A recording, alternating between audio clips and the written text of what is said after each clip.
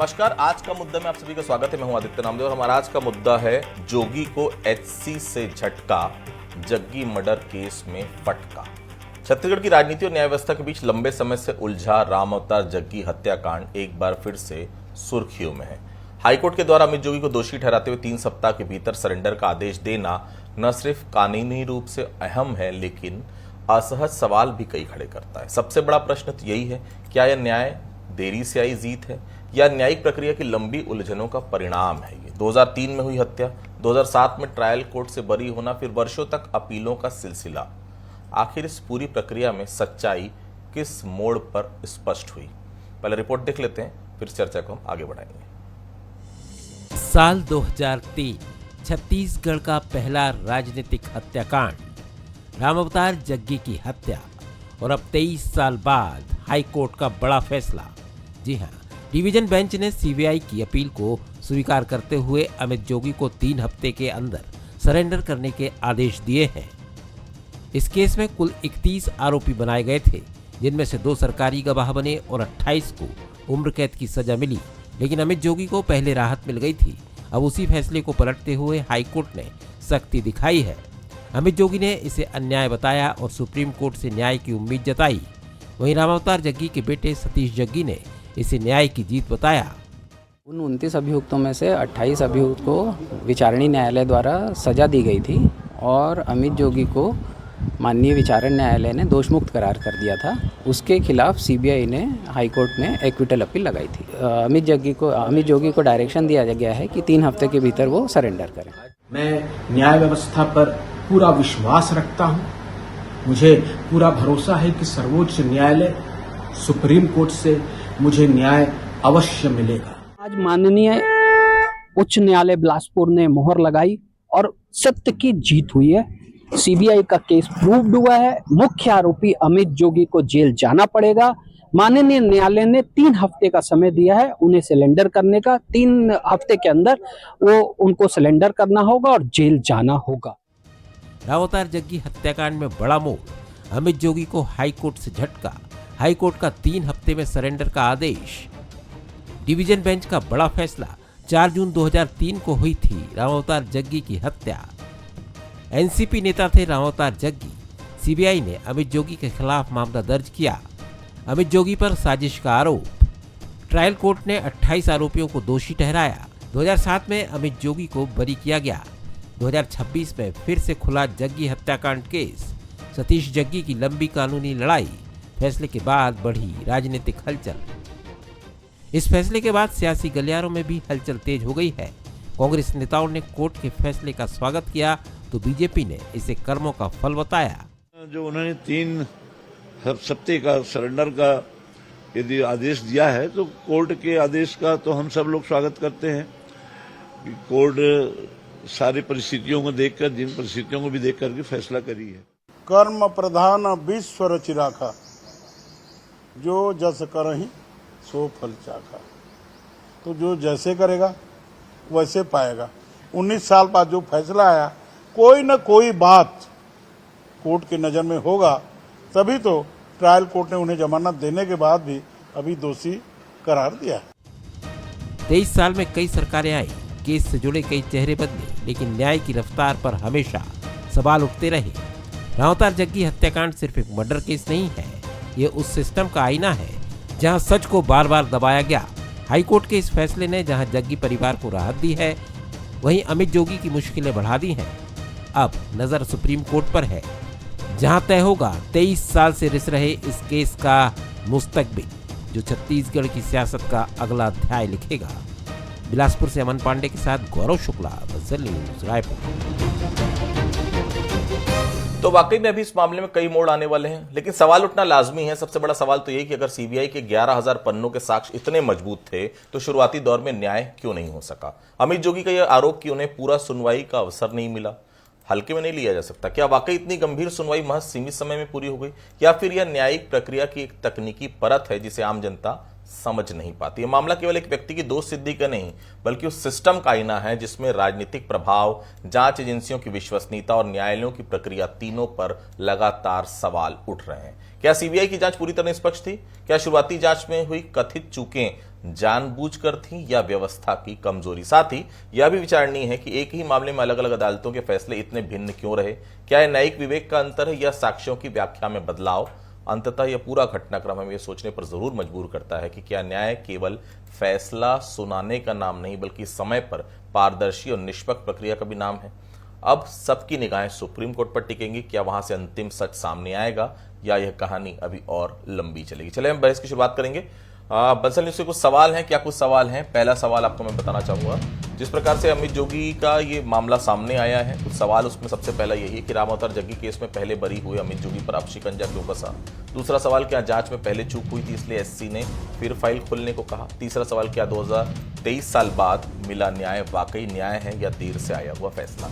बहुत सारे मेहमान जुड़े हुए हैं। सबसे पहले मैं बहुत स्वागत करता हूं सतीश जग्गी जी का। बहुत लंबी लड़ाई इन्होंने लड़ी और निश्चित तौर पर 23 साल कम नहीं होते। मेरे साथ प्रकाश अंदोता साहब हैं, वरिष्ठ पत्रकार हैं, बहुत स्वागत करता हूं। वंदना राजपूत जी मेरे साथ जुड़ी हुई हैं, भारतीय जनता पार्टी कांग्रेस की वरिष्ठ नेत्री हैं, वरिष्ठ प्रवक्ता हैं।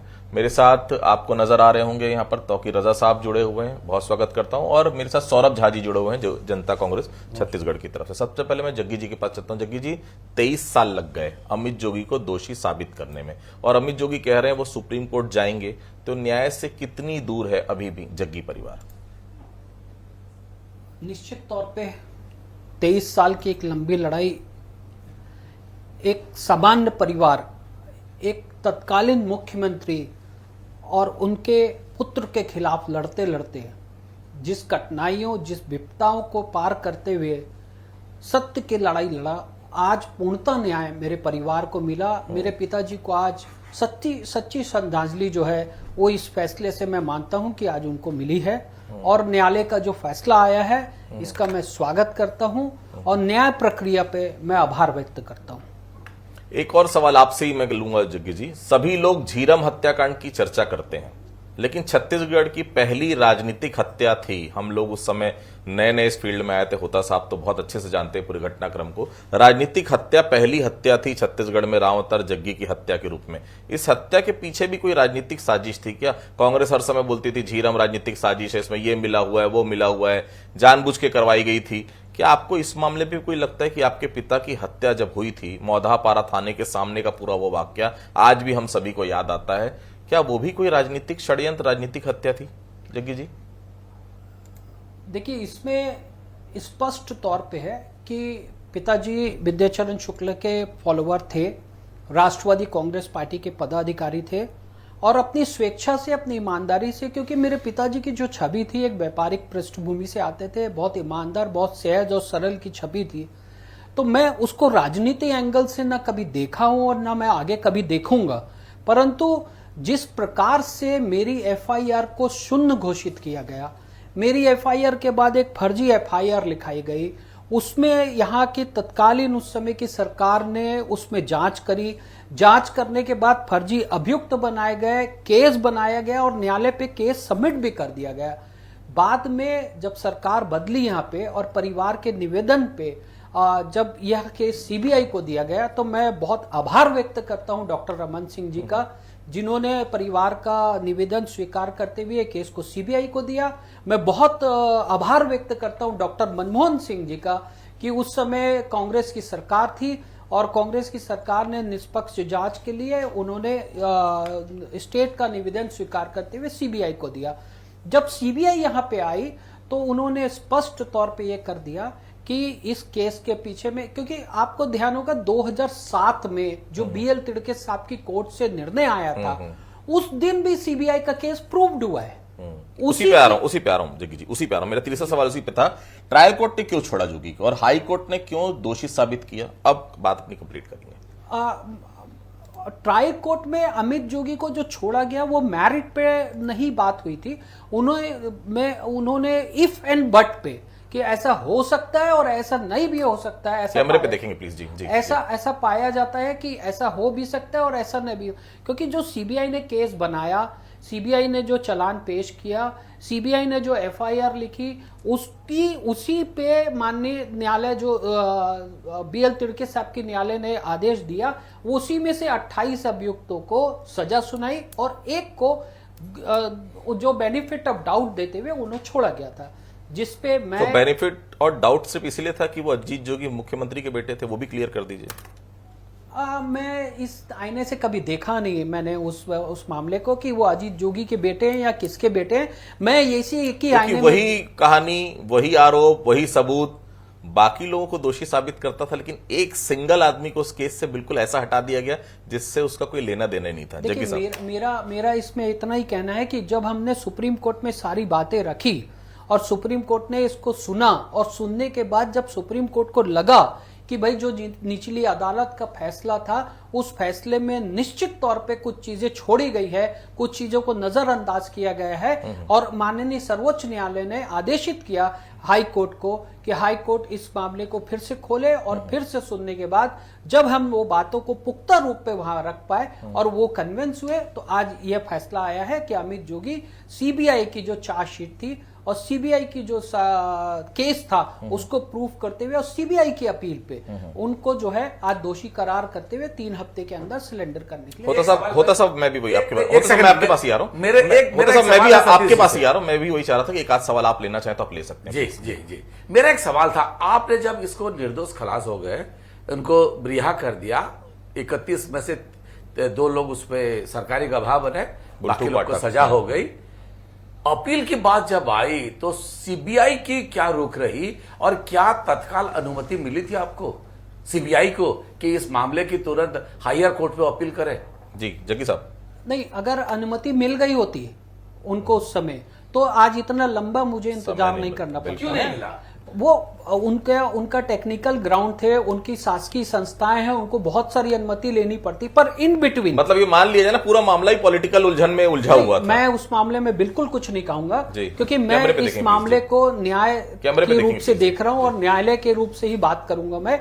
परंतु मैं जब इस 2007 में जब फैसला आया और 2007 में फैसला जब आया और उसमें अमित जोगी को जो दोष मुक्त हुआ था उसके खिलाफ मैं 90 दिन के भीतर जो टाइम बाउंडेशन होता है मेरी रिवीजन लेकर मैं हाई कोर्ट पहुंच गया था, और हाई कोर्ट ने मेरी रिवीजन को एडमिट करते हुए अमित जोगी को नोटिस इश्यू कर दिया था। उस रिवीजन को मैं सुप्रीम कोर्ट ले जाके मैंने स्टे लिया और मैं सीबीआई का इंतजार किया। ठीक है, तौकीर रजा साहब, हाईकोर्ट ने 3 हफ्ते में अमित जोगी को सरेंडर करने का आदेश दिया है। तौकीर साहब, उस हत्याकांड को लेकर आज हाईकोर्ट का फैसला आया है, उसे लेकर आप क्या कहेंगे? तौकीर रजा साहब। आप सभी को, आपके दर्शकों को नमस्कार।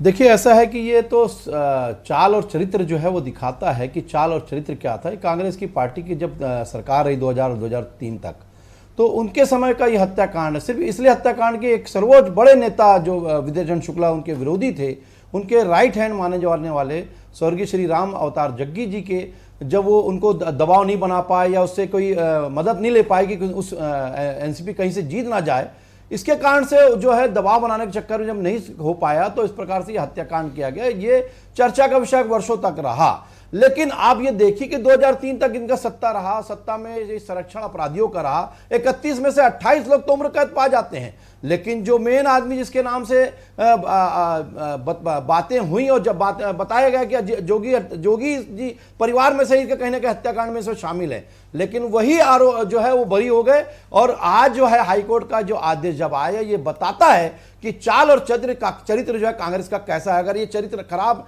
नहीं होता तो 2003 के बाद ये क्यों नहीं उन्हें सस्पेंड कर दिए जब ये सब मामला आया, और उसके बाद भी वो ढोते रहे, तो आखिर में 2016-17 में वो जोगी कांग्रेस बना के वो अलग हो गए। लेकिन उसके पहले तक एक बार भी इनको किसी भी हालत में जब आरोप लग गया तो इनको जोगी को परिवार को जो सस्पेंड करने की कोशिश क्यों नहीं करे। और सबसे बड़ी बात, और 2014 में आपने देखा होगा 13-14 में टिकट भी जो है उस टाइम तत्कालीन अध्यक्ष चरणदास महंत भी इनको देते नजर आए, और उसका हमेशा आज भी वो चाहते थे कि कांग्रेस पर जो है शामिल हो जाए कांग्रेस में अमित जोगी, और उसका समर्थन भी यही करते रहे चचा बनकर। तो ये दिखाता है कि कांग्रेस कहीं ना कहीं अपराधियों के साथ है, अपराधियों के साथ। वंदना जी, क्या आप मानती हैं कि 2007 में स्पेशल कोर्ट का जो फैसला था उसमें अमित जोगी के खिलाफ कुछ बातों को नजरअंदाज किया गया था? बिना लांग लपेट के पूछूं तो क्या राजनीतिक प्रभाव की वजह से जग्गी हत्याकांड में साक्ष्य या फैसला प्रभावित हुआ था? वंदना जी, देखिए, सबसे पहले तो आदित्य जी कि जो आज कोर्ट का फैसला आया है, हम उस फैसले का स्वागत करते हैं, देर से ही सही, लेकिन जो जग्गी परिवार को राहत मिला है और जो न्याय मिला है, ये बहुत अच्छी बात है। लेकिन यदि मैं बात करूं तो आपको याद होगा 4 जून 2003 की ये घटना थी। उसके बाद भारतीय जनता पार्टी की सरकार बनी 6 दिसंबर 2004 को। उसके बाद आप देखेंगे कि लगातार इस तरह से सीबीआई जांच हुई और भारतीय जनता पार्टी की सरकार में इतने लंबे समय तक उनको जो सबूत था उनको पेश नहीं कर पाए, या क्या कारण था, ये तो ए और बी टीम करके जो काम करते थे, ये भारतीय जनता पार्टी के प्रवक्ता बताएंगे।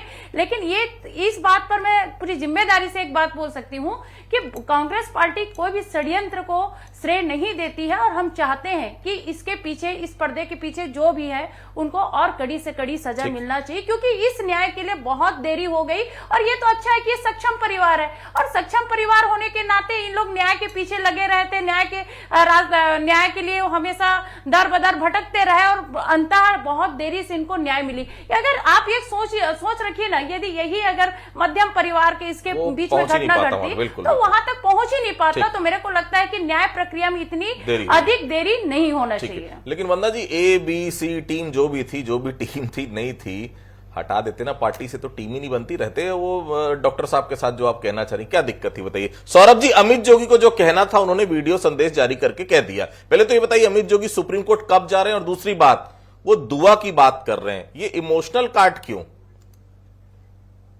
ये सबसे पहले नामदेव जी, आपको और जो यहाँ पे चैनल पे जितने भी मेहमान हैं सभी को मेरा नमस्कार है, और बंसल न्यूज को देख रहे सभी छत्तीसगढ़ वासियों को मेरा नमस्कार है।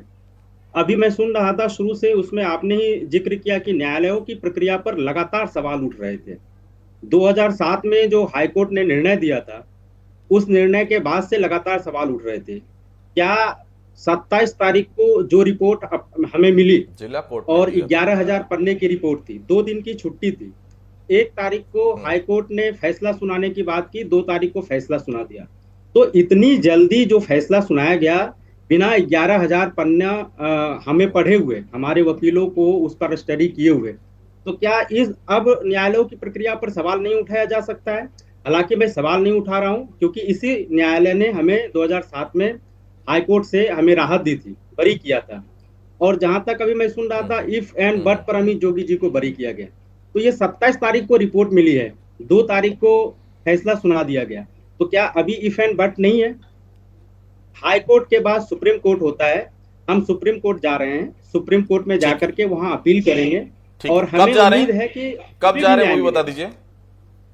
आज हमें रिपोर्ट मिली है हाई कोर्ट से, हम जल्द ही जाएंगे, सुप्रीम कोर्ट जा रहे हैं, 1-2 दिनों के अंदर में वहां पे अपील करेंगे। होता सब 2007 में एक फैसला आया और अमित जोगी बरी हो गए। 19 साल बाद फैसला आया था जिसमें अमित जोगी, अब 19 साल बाद उसके बाद फैसला आया जब अमित जोगी दोषी करार दिया। ठीक है, एक ही मामले में 2 फैसले, क्या न्याय व्यवस्था पर सवालिया निशान नहीं होता साहब? नहीं, यही तो न्यायालय की या न्याय व्यवस्था की खूबसूरती है। हर जज अपने ढंग से सोचते हैं, विवेक के हिसाब से वो जजमेंट देते हैं। मैं शायद इकलौता पत्रकार था उस दिन, उस कोर्टरूम में मौजूद था। ये मेरा, मैं क्या बोलूं, इस पूरे घटना से, जिस दिन घटना हुई मोहदापारा में, उससे लेके आज तक, सतीश जी मेरे बाजू में है, वो बताएंगे, हर मोड़ की चश्मदीद गवाह है हम। उनके माताजी आती थी कोर्ट पे, उनके चाचा जी आते थे, परिवार आके वही खड़ी रहती। मतलब ये एक बड़ा अच्छा अनुभव किसी के लिए नहीं होता जब उनके साथ कोई नहीं था, कोई। हाँ, और उस वक्त जब सरकार जो है और उन्हीं के खिलाफ विद्याचरण शुक्ला जी जाके मोहदापारा थाने में तत्कालीन मुख्यमंत्री के खिलाफ एफआईआर लिखवाए थे, मुख्यमंत्री और उनके सुपुत्र अजीत जोगी और अमित जोगी के खिलाफ। एक दहशत थी लोगों में, और उस दहशत ही उसका कारण था। यह उस वक्त कहा गया कि कांग्रेस के खिलाफ जो जाएगा, या उस वक्त की जो सत्तारूढ़ लोग हैं उनके खिलाफ जो जाएगा, उनका अंजाम ठीक नहीं होगा। यह दहशत थी, उसी के लिए बीजेपी को सत्ता पे ले आए ओपिस, और कांग्रेस सत्ता हार गई। लेकिन जिस दिन ये बात उठी, उन्होंने 1 नंबर पे प्रमुख अभियुक्त जो थे वो थे अमित जोगी। लेकिन जब सबकी सजाए हो गई और नंबर 1 की क्या थी वो अनाउंस नहीं हुआ, तो अचानक मेरे मुंह से निकल गया। अमित जोगी तब थे, वो काफी नर्वस भी थे उस दिन कोर्ट में, लेकिन कोर्ट उनको बरी कर दिया। कोर्ट में हम जब पूछे तो भाई अभियुक्त नंबर 1 उनका क्या हुआ, तो बोले हमने जितने एविडेंस निकाले उनको डायरेक्ट एविडेंस कोई चीज की नहीं मिली, इसीलिए उनको छोड़ दिया गया। ये कोर्ट का ऑब्जर्वेशन था, ओरल ऑब्जर्वेशन था। सीबीआई के भी लोग थे, सभी लोग थे, जग्गी परिवार के भी वकील थे, सब लोग थे वहां पे। तो आप जब इस तरह की स्थिति को देखते हैं, न्याय व्यवस्था पे जितनी जल्दी फैसला आए उतनी अच्छी बात है। चाहे वो जैसे अभी बोले आप 3 हफ्ते में सरेंडर करो, यानी कि 3 हफ्ते का समय दिया आपको कि आप जा सकते हो सुप्रीम कोर्ट, अगर आपके फेवर में मिलता है तो ठीक है। लेकिन इस मामले में इन्होंने 2 लोगों का नाम लिए, मैं तो शरद पवार जी का भी नाम लूंगा, मैं और भी लोगों को जानता हूं जो इस केस पे, विद्याचरण जी आज नहीं है, वो भी आज बड़े खुश होते, क्योंकि न्याय को देखना भी अपने आप में एक सुखद अनुभूति होती है। जी रजा साहब, हत्या का एक फैसला 19 साल बाद कैसे इतना उलट हो सकता है? हम न्याय व्यवस्था पर सवाल नहीं उठा, लेकिन सवाल तो उठेगा ना, क्या 2007 में जग्गी हत्याकांड से जुड़े कई एंगल जानबूझकर नजरअंदाज किए गए जिसका लाभ अमित जोगी को मिला? क्या अजीत जोगी का प्रभाव था इसलिए नजरअंदाज करवाया गया? तौकीर रजा साहब, मैं वही कह रहा हूं, अभी हमारी बहन बोल रही थी कि डॉक्टर रमन सिंह जी की जो समय में जो है जांच में जो है बाधा पहुंचाई गई। अरे साहब, बाधा पहुंचाई गई कि सीबीआई जांच को हमने लिखा। केंद्र में तो आपकी मनमोहन सिंह जी की सरकार थी, और अगर सरकार केंद्र में आपकी थी तो सीबीआई जांच किस प्रकार से करी आप देखिए। 2014 तक के पहले तक कैसी जांचें हुई, और अगर सजा दिलाने का जो प्रमुख अपराधी के रूप में प्रमुख इनका नाम था, तो ये व्यक्ति के जो जितनी भी जो एविडेंस थे इनके नाम से जितने भी थे वो सब चीज को हटा दिए गए। तो वो भी 2003 में, क्योंकि घटना ही 2003 में इनकी सरकार का, इनके जो मुखिया जो थे अजीत जोगी, उनके समय की थी, और उनके पुत्र के नाम से जब मामला आया तो उसके कारण से एविडेंस को छेड़छाड़ की गई। और जब ये सारी चीजें, जब जग्गी परिवार ने कंप्लेंट भी करी तो किस प्रकार से सारे कार्रवाई, उनकी ठोस कार्रवाई किस प्रकार से नहीं हुई ये जानते हैं। लेकिन आप इल्जाम हमारी सरकार को नहीं लगा सकते कि हमने कहीं भी जांच में कोताही बरती हो या कहीं पर भी लापरवाही बरती है। डॉक्टर रमन सिंह जी की जो सहन शक्ति थी और दूरदर्शिता थी, तुरंत उन्होंने सीबीआई को जांच जवाब रखिएगा, और ये नतीजा निकलता है आज जो है इसके कारण से। आज ये कहीं ना कहीं उसी जांच के कारण ही से इनको जो है 3 हफ्ते के लिए जो बोला गया कि 3 हफ्ते के अंदर सरेंडर करें। तो ये उसी का नतीजा है। अगर वो सीबीआई जांच नहीं करते तो ये तो सबूत तो पूरा गायब कर दिए रहते, जो 28 अंदर है वो भी नहीं होते। बिल्कुल बिल्कुल। वंदना जी, क्या आप मानते कि जग्गी हत्याकांड में अमित जोगी की भूमिका थी? और दूसरी बात ये, क्या ये पॉलिटिकली राइवरी होती है आपस में, जो आपस में दिक्कतें होती हैं एक पॉलिटिकल पार्टी से दूसरी पॉलिटिकल पार्टी को, अगर ये राजनीतिक हत्या थी तो जाहिर है जो ज्यादा प्रभाव वाला नेता रहेगा फैसला उसी के हक में हुआ होगा? जी देखिए, आप देखेंगे कि जो जग्गी हत्याकांड है वो काफी एक छत्तीसगढ़ के लिए कहीं ना कहीं एक बहुत ही काला धब्बा का अध्याय रहा है।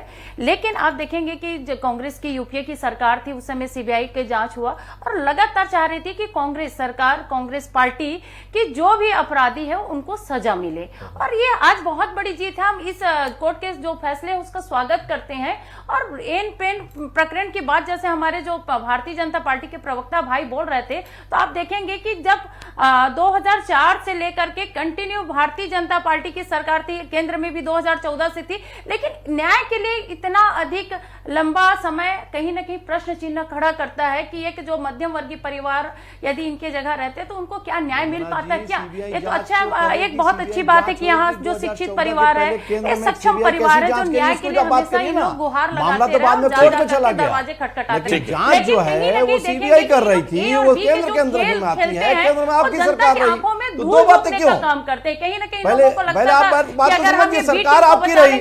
और सबसे बड़ी बात, अजीत जोगी की सरकार कांग्रेस की थी, 2018 की बात करूं, 2023 की बात करूं, सौरभ जी ठीक है, तो साहब मैं आऊंगा आपके पास। जी सौरभ जी, आखिर इस पूरे केस में सच्चाई क्या है, राजनीति, जांच या न्याय? और दूसरी बात, क्या अमित जोगी को फंसाया जा रहा है? सौरभ जी बिल्कुल, जब बताया जा रहा है 2007 में जो हाईकोर्ट का फैसला था जिसमें अमित जोगी जी को बरी किया गया था, उस पर जब बताया जा रहा है कि उस समय जो न्यायालय ने फैसला दिया वो डाउटफुल था, तो आज जो फैसला आया जिसमें हमें हमारे वकील को जो 11,000 पन्ने की रिपोर्ट है उसको पढ़ने का भी वक्त नहीं मिला, आर्गुमेंट तक नहीं हुआ, जज साहब ने तत्काल फैसला दे दिया। तो इस पर भी सोचना चाहिए कि न्यायालय से त्रुटि हो सकती है और एक संवैधानिक व्यवस्था बनी हुई है, सेशन कोर्ट है, हाई कोर्ट है, सुप्रीम कोर्ट है, तो इसके बाद सुप्रीम कोर्ट हम जाएंगे और हमें लगता है कि जो 11,000 पन्ने की रिपोर्ट है उस पर आर्गुमेंट होगा और हमें न्याय मिलेगा। ठीक है, ठीक है, होता साहब, क्या सुप्रीम कोर्ट में यह फैसला टिकेगा या फिर कहानी पलटेगी? क्योंकि अमित जोगी तो कॉन्फिडेंट है कि उन्हें सुप्रीम कोर्ट से राहत जरूर मिल जाएगी। होता साहब प्लीज। देखिए, मुझे याद है उस कोर्टरूम की, उस वक्त भी बड़े बड़े वकील भोपाल से आए थे, जबलपुर से आए थे और यहीं पे पैरवी किए थे। तो दोनों के तरफ से वकीलों की फौज खड़े रहेंगे। लेकिन अगर किसी एक जो 11,000 पन्नों का या 1100 पन्नों का जो दस्तावेज है, उसके आधार पर 28 लोगों के ऊपर कार्रवाई होती है और अभियुक्त नंबर 1 को छोड़ दिया जाता है, तो कोर्ट भी इसको गौर करेगी और निश्चित रूप से न्याय तो होना चाहिए और साथ में न्याय दिखना भी चाहिए। जी, ये लोग मांग कर रहे हैं। अगर न्याय नहीं दिखा कि न्याय हो रहा है तो लोगों को थोड़ा तकलीफ होता है और निश्चित रूप से कोर्ट हमारी सजग है, न्याय व्यवस्था हमारी चुस्त दुरुस्त है और लोकतंत्र में हिंसा की कोई स्थान नहीं होती। तो कोर्ट भी इस बात को मानती है। हम कोर्ट पे तो बहुत ज्यादा चर्चा नहीं कर सकते, लेकिन हाँ ये सच है कि इस तरह की जब बातें होते हैं तो बड़े वकीलों के फौज खड़े होते हैं और उस वक्त सतीश जग्गी आज जितने अपबीट दिख रहे हैं उतना ही उस दिन भी वो तैयार रहेंगे, ये सबको पता है। ठीक, फाइनल सबमिशन। जग्गी जी, क्या कुछ फाइनल कहना चाहते हैं आप इस विषय को लेकर? जी, पहली बात कि सौरभ जी जो कह रहे थे कि 2007 में हाई कोर्ट का फैसला आया, तो सौरभ जी थोड़ा सुधार लें, हाई कोर्ट का नहीं था वो, सेशन कोर्ट का था, सेशन कोर्ट का फैसला था। हाई कोर्ट में आज पहली बार मेरिट पे जो डिस्कशन हुआ है केस पे, क्योंकि माननीय न्यायालय पे मैटर है, तो मेरा सबसे निवेदन है कि उसमें उसको ध्यान में रख के हम बात करें। और 2007 का जो फैसला था उसमें होता जी या आपके जैसे कितने सारे पत्रकार कैमरे में देखेंगे जो मेरा साथ दिया उस दिन, मेरे साथ उस दिन खड़े रहे और हम लोग ने जिस संघर्ष से, मेरा तो एक ही प्रश्न है कि रमन सिंह जी की सरकार ने जब सीबीआई को दिया, हमने आपसे भी मांग करी थी, तो आपने क्यों नहीं दिया? ठीक बात। और आपने मेरी एफआईआर शून्य करके आपने वहां क्यों दिया? क्योंकि केंद्र में तो कांग्रेस की सरकार थी, डॉक्टर मनमोहन सिंह की सरकार थी, उन्होंने तो तुरंत तत्काल सीबीआई, हमारा जो परिवार का निवेदन था वो स्वीकार करते हुए रमन सिंह जी जो भेजा उसको उन्होंने सीबीआई को सुपुर्द कर दिया। ठीक, आदित्य जी खाली एक सेकंड लूंगा, एक सेकंड जी। रमन सिंह सत्ता पे आने के बाद सबसे पहला उनका निर्णय था सीबीआई जग्गी हत्याकांड को सीबीआई को देना। बिल्कुल। कुछ पंक्तियों के साथ अपनी बातों को मैं खत्म करूं। कुछ फैसले आते हैं तो सवालों की उम्र बढ़ा जाते हैं, कुछ सच सामने आते हैं तो कई सच छुप भी जाते हैं। ये अदालत है साहब, यहां देर भी है, अंधेर का इल्जाम भी। कभी सबूत बोलते हैं तो कभी वक्त ही गवाह बन जाता है। 11,000 पन्नों में सच कैद था अगर, तो सालों तक इंसाफ क्यों खामोश रहा, या फिर सच भी सत्ता की गलियों में भटकता रहा, कभी फाइलों में दबा, कभी तारीखों में अटकता रहा। यह सिर्फ फैसला नहीं, सिस्टम का आईना है, जहां कानून की स्याही से ज्यादा कई बार हालात का रंग गहरा होता है। अब देखना यह है सुप्रीम सच बोलेगा या फिर सच भी अपीलों में टलता रहेगा, क्योंकि यहां फैसले खत्म होते हैं पर सवाल कभी खत्म नहीं होते। आप सभी से जुड़े, आप सभी को बहुत बहुत धन्यवाद। आज का मुद्दा में फिलहाल इतना ही, बाकी खबरों के लिए आप लगातार बने रहिए बंसल न्यूज़ के साथ। नमस्कार।